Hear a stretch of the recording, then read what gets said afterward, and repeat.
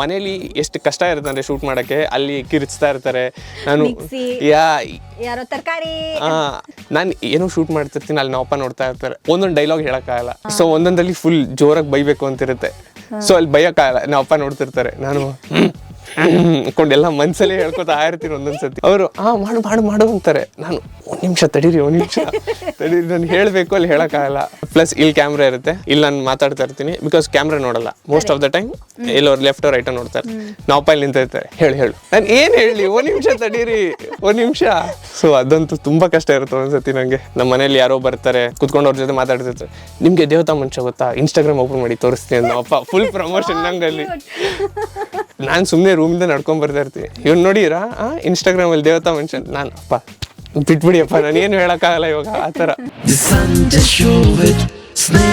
ಇದರ ಪೂರ್ತಿ video radio city Kannada YouTube channel ಅಲ್ಲಿ ನೋಡಿದ್ಮೇಲೆ